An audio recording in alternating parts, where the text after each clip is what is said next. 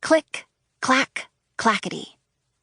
Kit Kittredge smiled as she typed. She loved the sound the typewriter keys made as they struck the paper, and the ping of the bell when she got to the end of a line.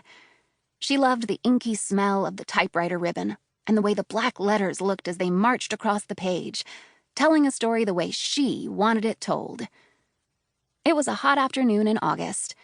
Kit and her best friend Ruthie were in Kit's room writing a newspaper for Kit's dad.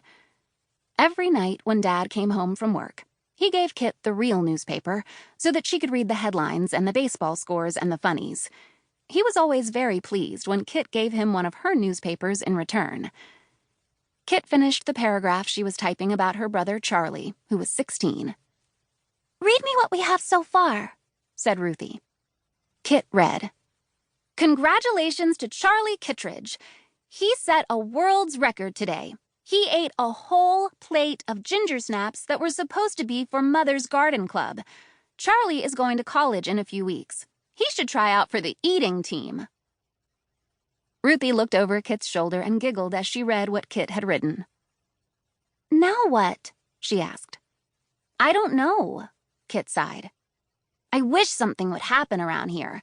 Some dramatic change. Then we'd have a headline that would really grab Dad's attention." "Like in the real newspapers," said Ruthie. "Exactly," said Kit.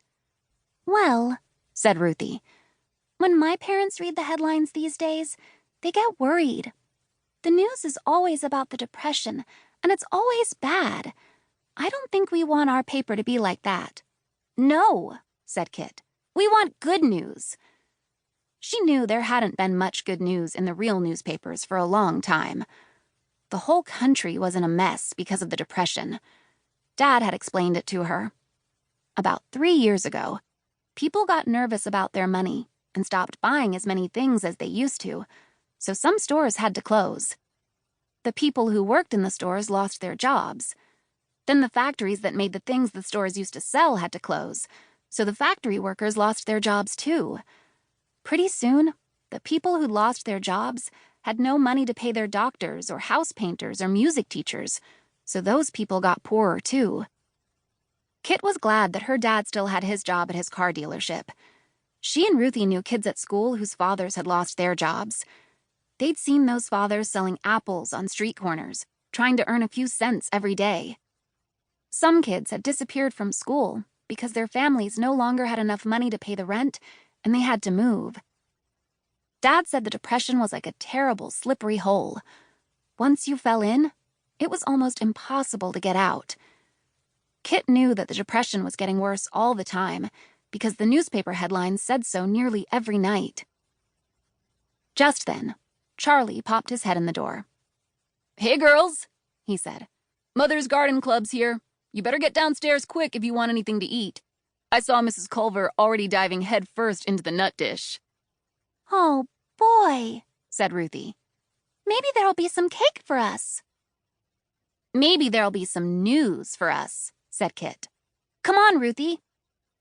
Kit and Ruthie thundered down the stairs. Kit's mother smiled when she saw the girls.